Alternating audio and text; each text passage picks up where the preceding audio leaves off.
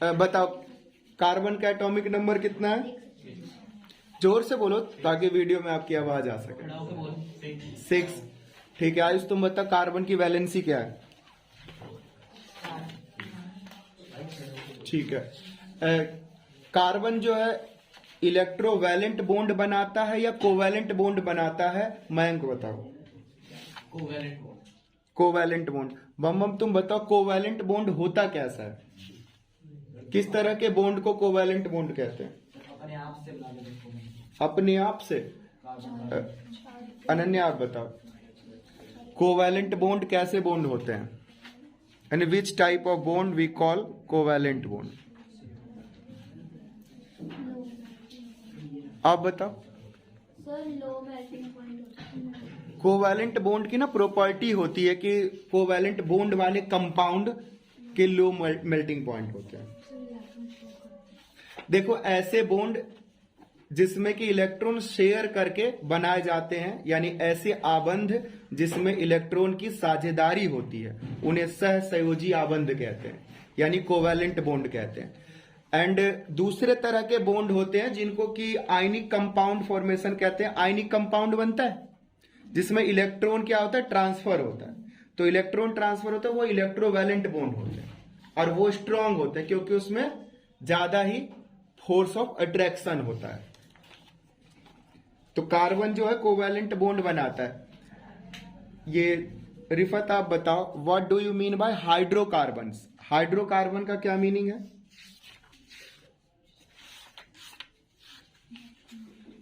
शिवानी आप बताओ हाइड्रोकार्बन का क्या मीनिंग है? आप लोग ना बुक में ना ही देखो तो क्या फायदा बुक में देखने का, क्यों क्वेश्चन रैंडमली तो पता नहीं चलेगा ना क्या पूछ रहा हो। आप अपने दिमाग में रखो बातें, चलो ये है ऐसा है वैसा है। हाइड्रोकार्बन क्या होता है जितिन बताओ। हाइड्रोकार्बन ऐसे कंपाउंड्स को कहते हैं, यानी ऐसे कार्बन के कंपाउंड्स को कहते हैं या ऐसे कंपाउंड को कहते हैं जो कार्बन और हाइड्रोजन से बना हुआ, उन्हें हाइड्रोकार्बन कहते हैं। हाइड्रो फॉर हाइड्रोजन और कार्बन फॉर कार्बन। तो हाइड्रोकार्बन कंपाउंड है, यौगिक है, जो हाइड्रोजन और कार्बन से बना होता है। हाइड्रोकार्बन सबसे ज्यादा, यानी हाइड्रोकार्बन्स के कंपाउंड सबसे ज्यादा पाए जाते हैं, ऐसा क्यों? ये बताओ राधा। हाइड्रोकार्बन्स के कंपाउंड सबसे ज्यादा पाए जाते हैं, दीपेंद्र बताओ ऐसा क्यों?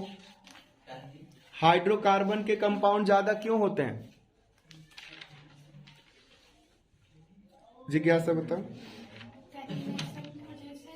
हाँ बोलो कि कार्बन जो है ना वर्सटाइल नेचर का एलिमेंट है, यानी it has some special characters, that is why it form so many compounds with so many elements of atom या एटम ऑफ एलिमेंट्स। कार्बन के सबसे ज्यादा जो कंपाउंड है वो हाइड्रोजन के साथ होता है, यानी हाइड्रोकार्बन की संख्या ज्यादा है। कार्बन की जो प्रॉपर्टी है वो प्रॉपर्टी ज्योति बताओ क्या है? कार्बन को वर्सटाइल क्यों कहा जाता है? वर्सटाइल नेचर इसका क्या है?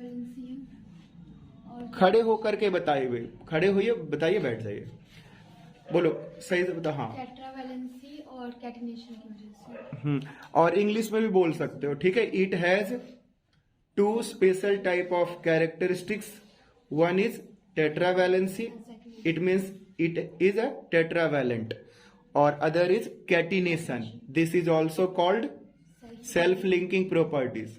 It means that carbon form a long chain with carbon atom, यानी कार्बन कार्बन के ही परमाणुओं के साथ मिलकर के एक लंबा चेन बनाता है, जिस गुण को श्रृंखलन कहा जाता है। और दूसरा है चतुस्संयोजकता, क्योंकि कार्बन के जो है 4 संयोजक इलेक्ट्रॉन होते हैं, ठीक है। यही है।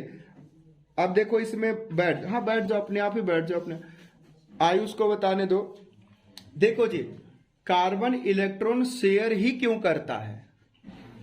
वो ट्रांसफर क्यों नहीं करता, यानी गेन और एक्सेप्ट क्यों नहीं करता है?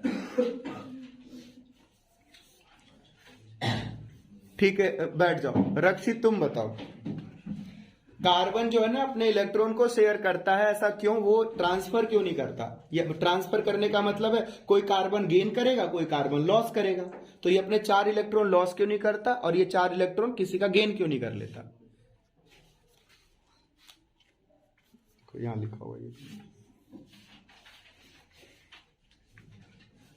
बता जी क्या सर? क्योंकि इलेक्ट्रॉन गेन करने के लिए न्यूक्लियस बस इतनी ताकत नहीं होती कि इलेक्ट्रॉन गेन कर सके 4, और 4 लॉस करने के लिए भी बहुत सारी एनर्जी हाँ चाहिए। देखो, कार्बन के पास इतनी क्षमता नहीं है कि वो 4 इलेक्ट्रॉन को गेन कर सके, यानी 1 2 3 और 4। इसी तरह से कार्बन अपने 4 इलेक्ट्रॉन को लूज भी नहीं करा सकता। गेन करने में और लूज करने में दोनों में ही एनर्जी खर्च होता है, तो उतनी एनर्जी खर्च नहीं कर सकता, हो नहीं सकता। दूसरी बात क्या है कि कार्बन का जो न्यूक्लियस है वो एक्स्ट्रा 4 इलेक्ट्रॉन को होल्ड करके रख भी नहीं सकता, क्योंकि प्रोटॉन तो उसके अंदर उतने ही है ना जितने इलेक्ट्रॉन ऑलरेडी है, तो 4 और एक्स्ट्रा इलेक्ट्रॉन को होल्ड करके रख नहीं सकता। ठीक है, और प्रोटॉन है, इलेक्ट्रॉन को अट्रैक्ट कर रखे हैं, तो एक इलेक्ट्रॉन वहां से हटना यानी जबरदस्ती छीनना, फिर एक और छीन लेना, एक और छीन लेना, ऐसे करके प्रोटॉन क्या झक मार रहा है, सारा इलेक्ट्रॉन छीन लेंगे उसका, मतलब वो सारा लूज नहीं कर सकता, नहीं छीन सकते। ठीक है, मतलब एनर्जी रिलीज होती है, एनर्जी खर्च होता है जब एक इलेक्ट्रॉन बाहर निकलता है। सोडियम तो इसलिए अपने एक इलेक्ट्रॉन बाहर निकाल दे रहा है क्योंकि उसके पास वो एक एक्स्ट्रा इलेक्ट्रॉन है, अपने सेल को वो कंप्लीट करके सेटिस्फाई रहना चाहता है, तो वो इजीली जो है डोनेट कर दे रहा है, यानी लूज कर दे रहा है। समझ गए जी? तो ये चीजें यहां पर था।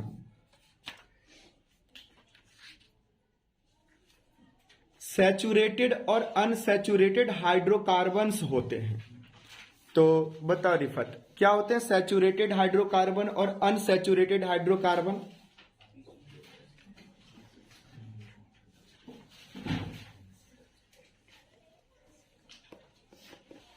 संतृप्त और असंतृप्त हाइड्रोकार्बन कौन बताए? हिंदी मीडियम बताओ भाई, हिंदी मीडियम वाले गौरव।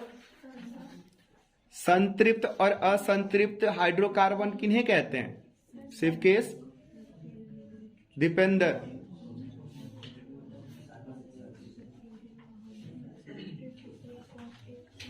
बताते ही नहीं तुम लोग। अंकित आप बताओ। असंतृप्त वो होता है जिसमें खाली सिंगल बॉन्ड होता है, असंतृप्त जिसमें डबल होता है। हाँ, इतना तो बता ही सकते थे, सबको बताना चाहिए था इतनी सी बात कि सिंगल बॉन्ड वाले जो हैं वो संतृप्त हैं, और ऐसे जिसमें द्विआबंध या त्रिआबंध है वो क्या है? असंतृप्त है।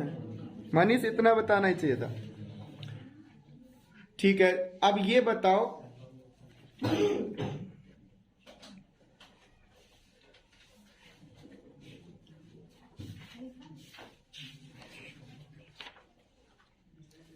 ठीक है, ये गौरव ये बताओ डायमंड और ग्रेफाइट में क्या अंतर है?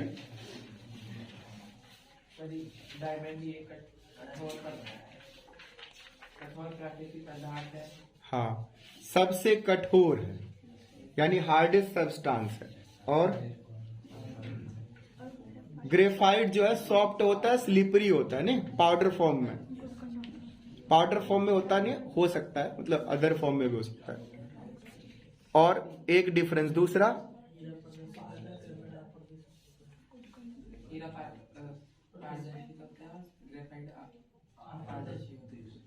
पारदर्शी और अपारदर्शी भी है, ट्रांसपेरेंट भी है, ऐसा भी है। अच्छा, और इलेक्ट्रिसिटी का गुड कंडक्टर बैड कंडक्टर भी है। पॉइजनस दोनों ही होता है, ग्रेफाइट भी पॉइजनस ही है। चलो, ये जिज्ञासा साधना सक्षम बम बम के लिए क्वेश्चन है। राधा सक्षम नहीं आया, उसके लिए क्वेश्चन है भाई। आपको ये बताना है कि जो अनसैचुरेटेड हाइड्रोकार्बन्स बर्न अगर उनको करोगे और सैचुरेटेड को बर्न करोगे तो what difference you observe? Saturated करोगे अगर अच्छी एयर सप्लाई होगी तो ब्लू फ्लेम होगा, और अनसैचुरेटेड करोगे तो येलो फ्लेम होगा। सैचुरेटेड को लिमिटेड एयर सप्लाई में करोगे तब भी येलो फ्लेम होगा। बम बम बताओ जो समझा। सैचुरेटेड में होगा ब्लू फ्लेम निकलेगी और क्लीन होगी, और अनसैचुरेटेड में होगा कि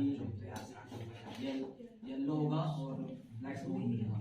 देखो, जब सैचुरेटेड हाइड्रोकार्बन को बर्न करेंगे in the supply of proper amount of air, जब एयर पर्याप्त मात्रा में होगी तो फ्लेम, यानी फ्लेम क्या होता है, लपटें, जो ज्वाला निकलती है, तो वो लपटें कैसी होगी, ब्लूइश होगी। देखोगे आप जो गैस वगैरह आप एलपीजी जलाते हो तो नॉर्मली क्या होता है, ब्लू ही होता है ना। कभी कभी अगर बर्नर जाम होता है, सही से गैस नहीं निकल रहा होता है, तो फिर बर्तन काला हो रहा होता है और फिर येलोइश या येलोइश हो जाता है ना, थोड़ा मतलब रेडिश सा हो जाता है। अगर प्रॉपर अमाउंट में एयर सप्लाई नहीं करेंगे तो सिंगल वाले हो या डबल ट्रिपल वाले हो, सब में येलोइश ही आएगा। आई बात समझ में?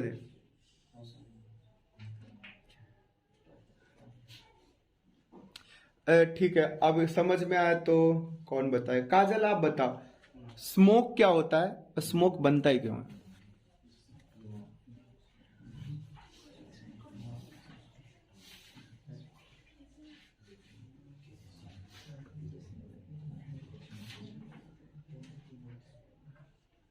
स्मोक नहीं पता है? देखो, जब कभी भी हाइड्रोकार्बन बर्न होते हैं, जलते हैं, तो ऐसी परिस्थिति में जल करके वो राख बन जाता है, ऐश बन जाता है।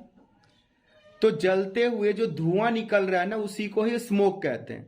अब ये स्मोक की मात्रा बहुत ज्यादा तब होगी जब बर्निंग प्रॉपर नहीं होगी। और बर्निंग प्रॉपर कब नहीं होगी?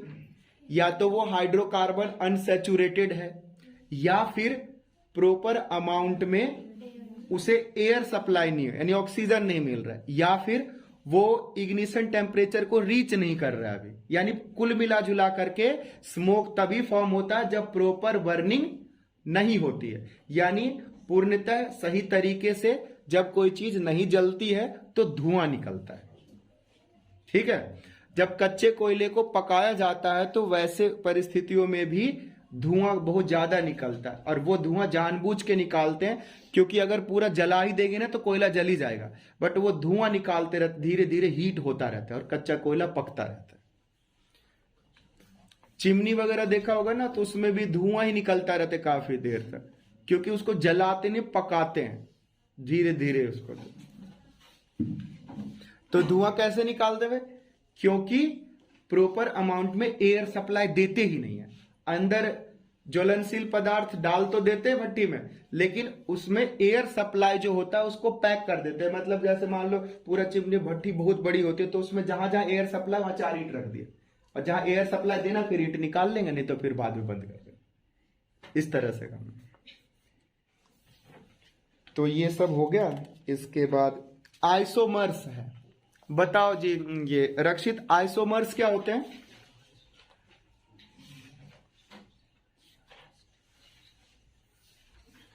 ज्योति बताओ, आइसोमर्स क्या है?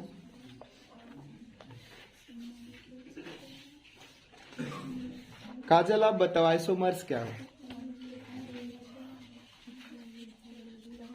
आप बताओ। सेम मॉलिक्यूलर फॉर्मूला होता है और स्ट्रक्चर अलग अलग होता है। सेम मॉलिक्यूलर फॉर्मूला होता है और स्ट्रक्चर अलग, यानी हाइड्रोकार्बन्स का same structural formula, molecular formula. Structure क्या? स्ट्रक्चर होता है संरचनाएं जो बनाओगे ना, कितने बॉन्ड किधर से जोड़ रहे हो, किसके साथ क्या कनेक्ट कर रहे हो, वो अलग दिखेगा और फॉर्मूला सेम होगा। ठीक है जी। ये इलेक्ट्रॉनिक डॉट स्ट्रक्चर जो होता है, इसमें इलेक्ट्रॉन्स आपको दिखाना है, बॉन्ड स्ट्रक्चर में बॉन्ड दिखाना है। तो इलेक्ट्रॉनिक डॉट स्ट्रक्चर बनाने में किस किस को दिक्कत है? क्योंकि ये 100% गारंटी वाला क्वेश्चन होता आता है। ये अभी प्री बोर्ड में आया था क्या इलेक्ट्रॉनिक डॉट स्ट्रक्चर का क्वेश्चन? देखो, अगर नहीं भी आया होगा तो भी आएगा, मतलब आप इसे इग्नोर नहीं कर सकते, 100% गारंटी वाला क्वेश्चन। तो बना लेते हो इलेक्ट्रॉनिक डॉट स्ट्रक्चर। देखो, इलेक्ट्रॉनिक डॉट स्ट्रक्चर बनाने के लिए आपको ऑलरेडी फॉर्मूला तो दिया ही होता है, नहीं तो कई बार नाम लिखा रहेगा एसिटिलीन का जो है इलेक्ट्रॉनिक डॉट स्ट्रक्चर बनाओ, एसिटिलीन का। तो एसिटिलीन का फिर भाई केमिकल फॉर्मूला, मॉलिक्यूलर फॉर्मूला क्या है, अगर ये नहीं पता तो फंस जाओगे। बट 99% चांस यही है कि पहले ही मॉलिक्यूलर फॉर्मूला ही दिया होगा। तो जब भी मॉलिक्यूलर फॉर्मूला दिया होगा तो आप ध्यान दोगे कार्बन के 4 इलेक्ट्रॉन दिखाने हैं, हाइड्रोजन उसमें अगर होगा तो हर हाइड्रोजन के 1-1 इलेक्ट्रॉन होंगे। उसके बाद अगर उसमें ऑक्सीजन वगैरह, फ्लोरीन, क्लोरीन, ये सब भी होने के चांसेस है 1% 2% की, ये भी दे दें। नॉर्मली हाइड्रोकार्बन से देंगे। बेंजीन का स्ट्रक्चर पता है? बेंजीन क्या होता है? रिंग टाइप में है ना, 6 कार्बन के मॉलिक्यूल्स और 6 उसमें हाइड्रोजन भी होंगे, यानी 6H6, ठीक है, 6 कार्बन और 6 हाइड्रोजन। अच्छा, जिसमें आपको रिंग सिर्फ बनाना है तो उसमें याद होगा आपको डबल बॉन्ड बनाते हैं, है ना, यानी हेक्सागन बना दिया और अल्टरनेट एक को छोड़ करके दूसरे पे डबल बॉन्ड दिखा दिया, तो वो बेंजीन का स्ट्रक्चर है। इलेक्ट्रॉनिक डॉट स्ट्रक्चर यही है। जब आप सर्कल इस तरह से कर रहे होगे तो आपको यह ध्यान रखना है कि हर किसी के आउटर सेल में जितने इलेक्ट्रॉन्स पॉसिबल हैं उतने हों। हाइड्रोजन के 2 होने चाहिए, कार्बन के 8 हाँ ठीक है, और ऑक्सीजन के, क्लोरीन के, कुछ भी होगा सबके 8 होने चाहिए लास्ट में। होमोलोगस सीरीज और फंक्शनल ग्रुप, पहले के टाइम में ना व्हाट इज करके पूछा जाता था, अब लगभग नहीं पूछा जाता, फिर भी आप याद कर लेना, क्या पता लास्ट में 4 नंबर के क्वेश्चन हो, 3 नंबर के क्वेश्चन हो, वहां पर पूछ ले। यानी definition, what is homologous series और व्हाट इज फंक्शनल ग्रुप। वैसे समझने और समझाने के लिए होमोलोगस सीरीज क्या है सलोनी बताओ, समझाती है श्रेणी। देखो एक ही जात की सीरीज हुई ना, समझाती है, यानी ऐसा सीरीज जो हाइड्रोकार्बन का एक सीरीज है जिसमें कि पहले वाले से अगले वाले के बीच में CH2 का अंतर है, यानी मीथेन, इथेन, प्रोपेन, ब्यूटेन, यही सीरीज जो है होमोलोगस सीरीज कहलाता है। इस सीरीज में CH2 का एक दूसरे के बीच में या अगले से पिछले वाले में अंतर होता है। फंक्शनल ग्रुप कुछ मॉलिक्यूल हैं जो कि किसी हाइड्रोकार्बन के साथ जुड़ करके उसके नेचर को बदल देते हैं, उन्हें फंक्शनल ग्रुप कहते हैं। प्रक्रियात्मक इकाई, यानी उनके नेचर को परिवर्तित कर देते, बदल देते हैं। तो उसमें से कौन सा है फंक्शनल ग्रुप? एल्कोहल है ना, एल्डिहाइड, कार्बोक्सिलिक एसिड, कीटोनिक और हैलोजन ग्रुप। हैलोजन ग्रुप कौन से होते हैं? क्लोरीन, फ्लोरीन, आयोडीन, ब्रोमीन, ठीक है। नॉर्मली क्लोरीन का आता है, तो ये नेमिंग जब करते हैं तो क्लोरो, फ्लोरो, ब्रोमो, आइडो करके नाम आता है उसका। एक आपको मिथाइल ग्रुप बताया था, है ना, उसको मिथाइल ग्रुप कह रहा हूं, मिथाइल होता है, अल्काइल ग्रुप का होता है, यानी इथेन, मीथेन, प्रोपेन से अगर एक हाइड्रोजन निकाल दिया जाए और एक बॉन्ड खाली छोड़ दिया जाए तो वो अल्काइल ग्रुप का बन जाता है। नहीं, मिथाइल, इथाइल, खास करके इथाइल वर्ड बहुत ज्यादा इस्तेमाल होता है। C2H5 और CH3, CH4 मीथेन, CH3 एक हाइड्रोजन बाहर निकाल दिया तो बन गया मिथाइल, इथाइल। ये आइसोमर्स में एक और बात बता देता हूं, देखो ब्यूटेन के जो आइसोमर्स हैं 2 होते हैं, एक N ब्यूटेन यानी नॉर्मल ब्यूटेन और दूसरा आइसोब्यूटेन।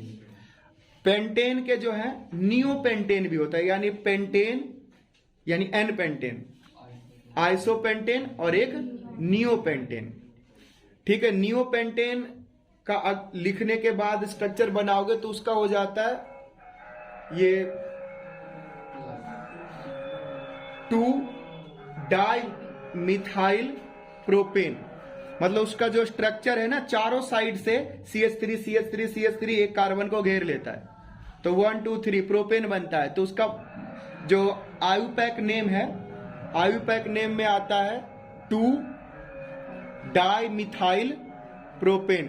डाई मिथाइल इसलिए क्योंकि 2 मिथाइल जुड़ा हुआ है साथ में और दूसरे कार्बन पर जुड़ा हुआ इसलिए 2।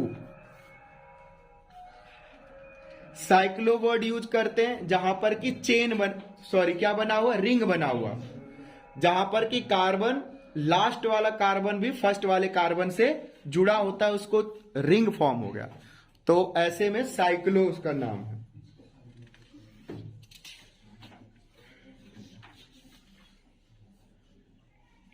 एक पूछ रहे हैं आपसे कंपाउंड, आप बताइए इथेनॉल का क्या फॉर्मूला होगा। ये उधर से ही बताओ, देखो जितिन, इथेनॉल का क्या फॉर्मूला है, मोलिकुलर फॉर्मूला बताना है। सी, आगे बताओ, C2H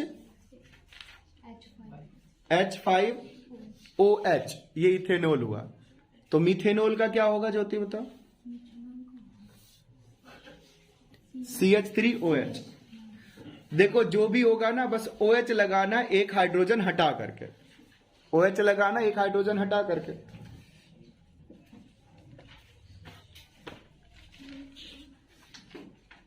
ये सब करने के बाद इसमें जो है केमिकल रिएक्शंस के बारे में है।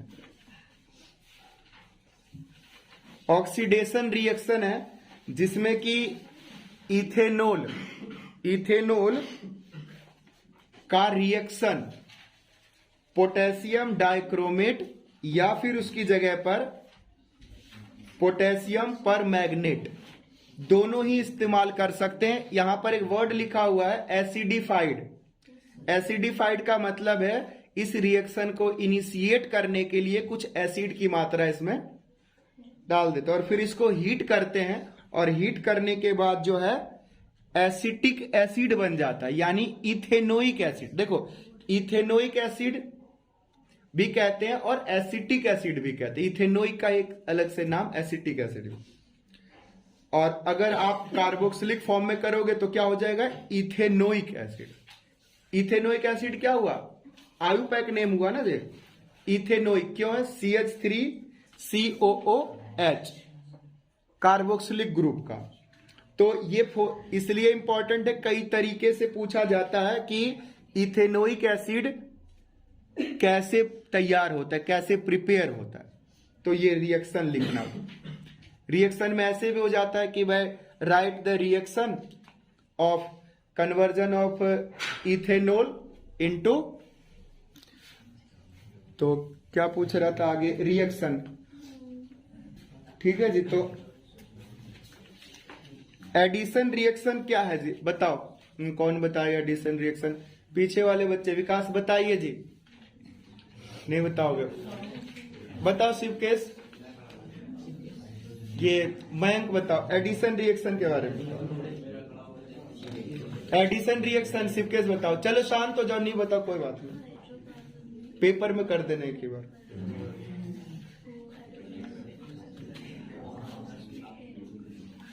मैम आती सर बताने के लिए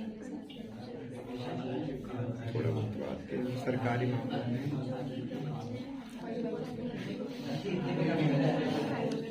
क्या चीज, अब सही प्रश्न पूछा मुझसे। क्या बोलते जी, संकलन, क्या संकलन अभिक्रिया। ऐसा है ना, जहां तक हिंदी का सवाल है ना, तो मेरे को 80% ही पता होता है, 20% नहीं पता क्या है। अगले साल से पता चल जाए जब पढ़ाऊंगा, तो मैं अगले साल पूरा मतलब चांस है, पूरा विश्वास है अगले साल इंग्लिश का हिंदी दोनों बैच। संकलन, संकलन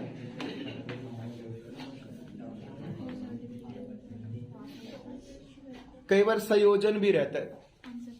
कॉम्बिनेशन को क्या संयोजन कहते हैं ना जी। वियोजन, वियोजन तो डिकम्पोजिशन है, संयोजन है।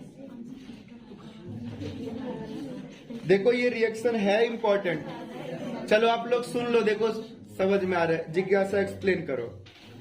इसमें एथेनॉल को सैचुरेटेड हाइड्रोकार्बन कंपाउंड को हम अनसैचुरेटेड में कन्वर्ट करते हैं in the presence of concentrated sulphuric acid और 473 केल्विन पे। इसमें CH3CH2OH को हाइड्रोजन ऐड करते हैं, उससे इथीन बन जाता है।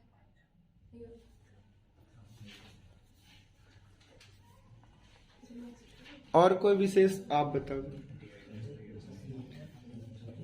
देखो इसमें कैटलिस्ट यूज करते हैं। कैटलिस्ट होता क्या है, कैटलिस्ट कितने प्रकार का होता है और कैटलिस्ट का काम क्या है, तो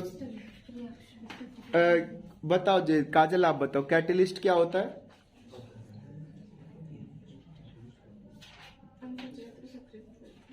आप दोस्तों में भी कुछ दोस्त कैटलिस्ट का काम करते हैं, वो क्या करते हैं, लड़ाई लगवा देते हैं, उस लड़ाई में अपने आप को शामिल नहीं करते हैं, हाँ, तो वो होते हैं नेगेटिव कैटलिस्ट। अच्छा, तुम एक दूसरे को ब्लेम कर रहे हो कि तू कैटलिस्ट है। देखो कैटलिस्ट दो तरह के होते हैं। पहले कैटलिस्ट साइंस में समझ लें क्या है। कैटलिस्ट जो रेट ऑफ रिएक्शन को अफेक्ट करे, यानी कैटलिस्ट आर दोज सब्सटेंस या compound which affect the rate of reaction, जो रेट ऑफ रिएक्शन को प्रभावित करता है, यानी रिएक्शन की स्पीड को बढ़ा देता है। जैसे जंग लगना एक रिएक्शन है।